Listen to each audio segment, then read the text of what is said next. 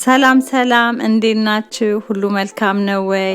አዲስ ለሆናችሁ ለማታቆኝ ስሜ ቲጂ ይባላል። ዛሬ ደግሞ ይዤ የመጣሁት የቀይ ስጋ ወጥ አሰራር ነው። የተጠቀምኳቸውን ግብአቶች በዲስክሪፕሽን ቦክሱ ላይ ታገኙታላችሁ።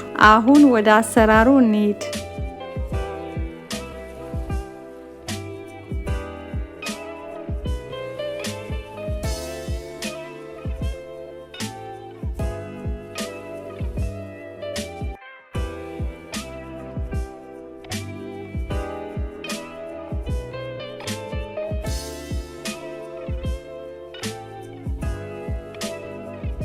በመጀመሪያ በደቃቁ የተከተፈውን ቀይ ሽንኩርት በብረት ድስት ጨምረን ውሃውን እስኪመጥ ድረስ እናቁላለዋለን።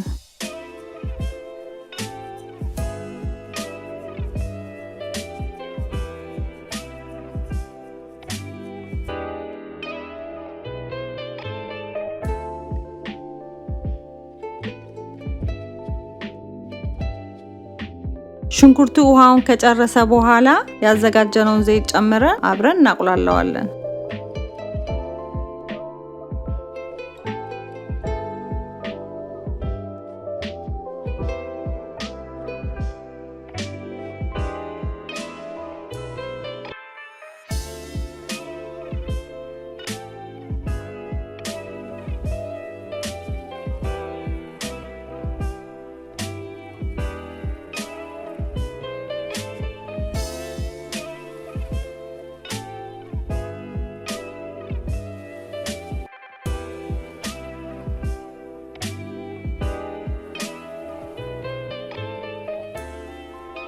ሽንኩርቱና ዘይቱ ከተቁላላ በኋላ በርበሬ የሚበቃንን ያህል ጨምረን በደንብ አድርገን እናቁላለዋለን። በርበሬው በደንብ ካልተቁላላ ስለሚያቃጥል እንዳያቃጥለን ጊዜ ወስደን ማቁላላት አለብን።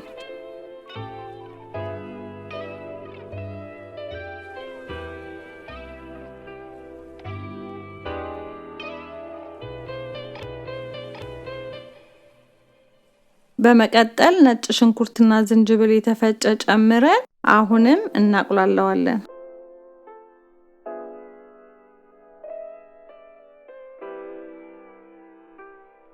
ቆንዶ በርበሬና ጨው ጨምረን አሁንም እናቁላለዋለን።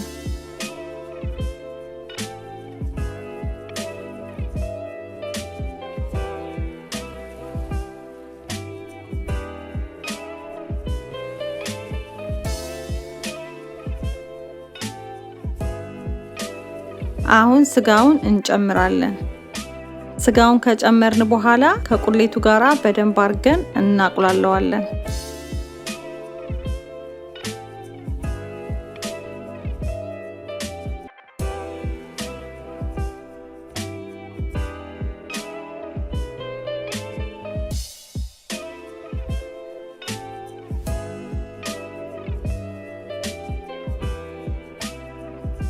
አሁንም ለሁለተኛ ጊዜ የተፈጨውን ነጭ ሽንኩርትና ዝንጂቡል ጨምረን አብረን እናቁላለዋለን። ዝንጂቡሉና ነጭ ሽንኩርቱን ድጋሜ የጨመርንበት ምክንያት ስጋው የነጭ ሽንኩርቱን ጣዕም እንዲወስደው ነው።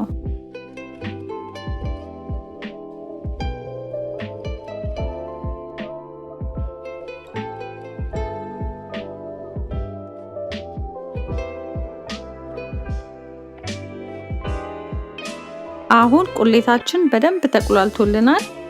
በጎን የተጣደ ትኩስ ውሃ ስላለን እሱን የሚበቃንን ያህል እንጨምራለን።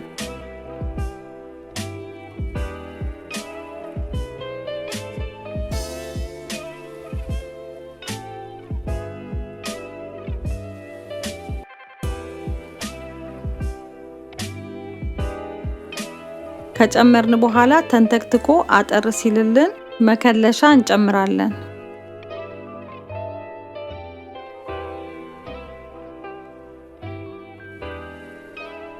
በመጨረሻም ጨውን ቀምሰን ቂቤ ጨምረን እናወጣዋለን።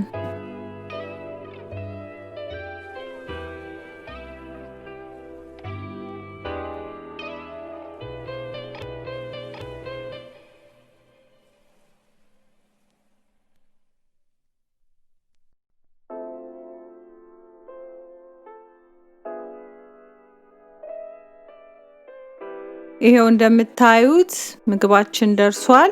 ቤት ውስጥ የነበረኝ አይብ ከጎኑ አድርጌ ለገበታ አቅርቤዋለሁ። በጣም ይጣፍጣል። የቅመሙ ሽታ፣ የነጭ ሽንኩርቱ ሽታ በጣም ደስ ይላል። ምግቡ ይጣፍጣል። ቆንጆ ነው። አብረን ስለሰራን በጣም ደስ ብሎኛል። ከወደዳችሁት ላይክ፣ ኮሜንት፣ ሼር፣ ሰብስክራይብ በማድረግ ተባበሩኝ። ውድ ጊዜያችሁን ሰጣችሁ ስለምታዩልኝ ስለምታበረታቱኝ አመሰግናለሁ። እግዚአብሔር ይስጥልኝ።